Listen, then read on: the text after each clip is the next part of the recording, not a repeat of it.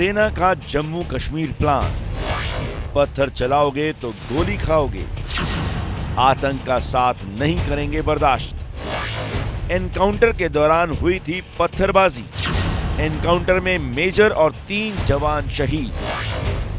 सेना के ऑपरेशन में पत्थरबाजी ने डाली थी बाधा।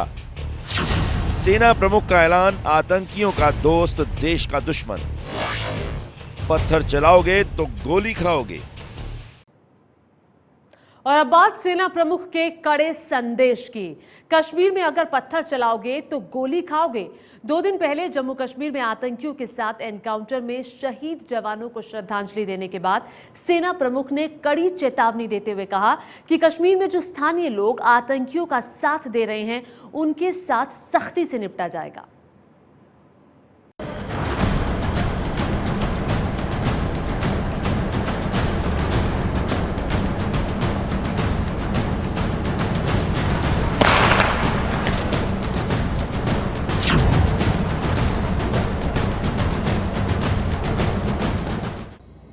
देखिए, आर्मी के पास तो सिर्फ बंदूक है।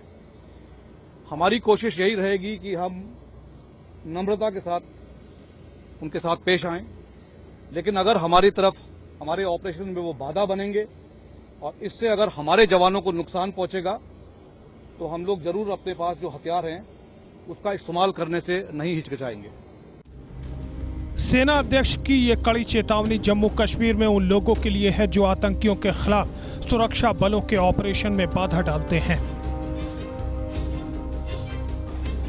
सेना अध्यक्ष को ये बातें इसलिए कहनी पड़ी क्योंकि 2 दिन पहले बांदीपुरा के हाजिन में जिस वक्त आतंकियों के साथ मुठभेड़ चल रही थी, उसी वक्त वहां प्रदर्शन और पत्थरबाजी भी हो रही थी। बांदीपुरा और हंदवाड़ा में हुए एनकाउंटर में देश ने 4 जाबाज जवानों को खो दिया और इसकी बड़ी वजह ये रही कि आतंकियों के खिलाफ सुरक्षा बलों के ऑपरेशन के दौरान ही ये हंगामा होता रहा। The manner in which the local population is preventing us in conducting the operations, at times even supporting the terrorists to escape, and it is these factors that is leading to higher casualties toward the security forces. बुधवार को आतंकियों से encounter में शहीद जवानों का पार्थिव शरीर दिल्ली लाया गया था। सेना अध्यक्ष जवानों को श्रद्धांजलि देने पहुंचे थे। उसी वक्त पीएम मोदी चुनावी रैली के बाद दिल्ली लौटे थे। पीएम को जब शहीदों के पार्थिव शरीर एयरपोर्ट पहुंचने की जानकारी मिली तो वो भी बिना तय कार्यक्रम के श्रद्धांजलि देने पहुंचे। इस दौरान पीएम और सेना प्रमुख के बीच बातचीत भी हुई। पीएम से बातचीत के बाद सेना अध्यक्ष जब मीडिया के सामने आए तो जो कहा वो देश के दुश्मन गौर से सुन लें। मैं इसको सिर्फ एक समझाने के रूप में अपनी तरफ से एक हिदायत दे रहा हूं कि अगर आप बाज नहीं आते हैं और अगर आप सिक्योरिटी फोर्सेस के ऑपरेशन में बाधा बनते हैं तो हम लोग आपके साथ सख्ती से कार्रवाई करेंगे। अभी तक जिस तरह से हमने पीपल फ्रेंडली ऑपरेशंस किए हैं, हमारा नजरिया यही है कि हमारे कुछ ऐसे नौजवान हैं जो कि सोशल मीडिया में प्रोपेगेंडा के जरिए हो सकता है इस रुख को अपना रहे हैं, लेकिन अगर उनका इसी तरह से रवैया रहा तो हम सख्ती से पेश आएंगे। 2 दिन पहले आतंकियों के खिलाफ ऑपरेशन में बांदीपुरा में 3 जवान और हंदवाड़ा में 1 मेजर शहीद हो गए थे। देश के लिए इन जवानों ने जान कुर्बान कर दी, लेकिन जम्मू कश्मीर में जिनकी हिफाजत में जवानों ने जान दे दी वो आतंकियों के दोस्त बने बैठे हैं। People who are indulging in stone throwing, people who are indulging in supporting the terrorists and helping them escape will be treated like overground workers of the terrorists and will dealt with accordingly. सेना प्रमुख ने साफ कर दिया कि आतंकियों के दोस्त भी देश के दुश्मन हैं और उनके साथ भी वही बर्ताव होगा जो दुश्मन के साथ होता है। देखिए, आर्मी के पास तो सिर्फ बंदूक है।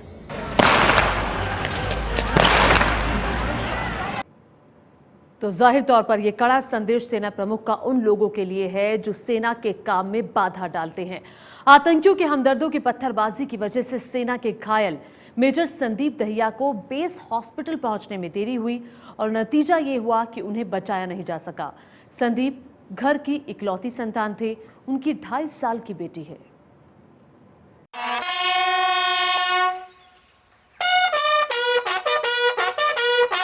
अपने जांबाज मेजर को सेना की सलामी। ये तस्वीर हरियाणा के नारनौल के गांव बनिहाड़ी की है।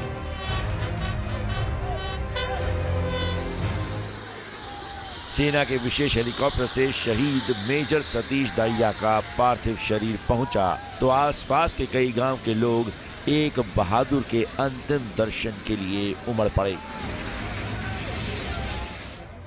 गोदी में दिख रही ये 2.5 साल की नन्ही सी बच्ची है मेजर सतीश दहिया की बेटी, जिसे इस बात का एहसास भी नहीं कि उसके पापा अब फिर कभी नहीं आएंगे। शहीद मेजर की पत्नी के मुताबिक बेटी को कभी पापा की कमी नहीं महसूस होने देगी। पहले मैं अपने आप को वो इंडिपेंडेंट करके उसके लिए मैं अपना आइडल बनूंगी उसके पापा की तरह, फिर मैं उसको आगे जाके इंडियन आर्मी या जो उसका चॉइस होगी उसके पापा का कि वो डॉक्टर बने, मैं उसको बनाने की पूरी कोशिश करूंगी। सतीश दहिया जम्मू कश्मीर के हिंदवाड़ा में उस एनकाउंटर की अगुवाई कर रहे थे जिसमें 3 आतंकियों को ढेर कर दिया गया था। मेजर सतीश दहिया 2009 में सेना में भर्ती हुए थे। वो 30 राष्ट्रीय राइफल्स में मेजर के पद पर थे। दहिया कई आतंकवाद विरोधी अभियानों का हिस्सा रह चुके थे और पहले उन्हें वीरता पुरस्कार से भी नवाजा गया था। इकलौते बेटे को खो चुके पिता बताते हैं कि हंदवाड़ा एनकाउंटर से ठीक पहले उनकी बात हुई थी, जिसमें बेटे ने आतंकियों से निपटने के बाद दोबारा कॉल करने की बात कही थी, लेकिन वो कॉल फिर नहीं आई। 5:30 बजे बात हुई थी। मैंने टेलीफोन किया, उठा लिया, पिताजी मैं ठीक हूँ और मेरे से बात करना, मैं अब जा रहा हूँ, मैं खुद ही बात कर लूँगा, आप मेरे से बात मत करियो। बस हौसला बनाने से बनेगा। आज का दिन तो उसे आंसू बहा के देने का था मेरा, बस कुछ नहीं बचना। ये एक बाप का दर्द है, एक पत्नी का दर्द है, लेकिन उन्हें अपने उस जवान पर गर्व है। बांदीपुरा एनकाउंटर में शहीद हुए जवान धर्मेंद्र कुमार साहा उत्तराखंड के नैनीताल के थे। धर्मेंद्र के छोटे भाई कहते हैं कि अगर उन्हें मौका मिले तो वो सेना के जरिए देश के काम आना चाहते हैं। अगर उनकी जगह हमें भी तैयार हूँ, मतलब मौका मिले तो जान देने के लिए, देश के लिए। बड़े भाई की शहादत पर यह है छोटे भाई का जज्बा। वो बदला लेना चाहता है उन आतंकियों से जिनकी गोली ने उसका भाई छीन लिया। धर्मेंद्र के पिता किसान हैं और घर का खर्च बमुश्किल ही चल पाता है। ऐसे में उनका बेटा धर्मेंद्र परिवार की रीढ़ की तरह था, लेकिन उसके देश के लिए शहीद होने का उन्हें गर्व है कि वो देश के लिए शहीद हुआ है। मेरे इसमें राहत है और दुख भी है, इसमें भी होता है थोड़ी, बाकी जो है मेरे को इतना वो नहीं है कि ये देश के लिए शहीद हुआ है।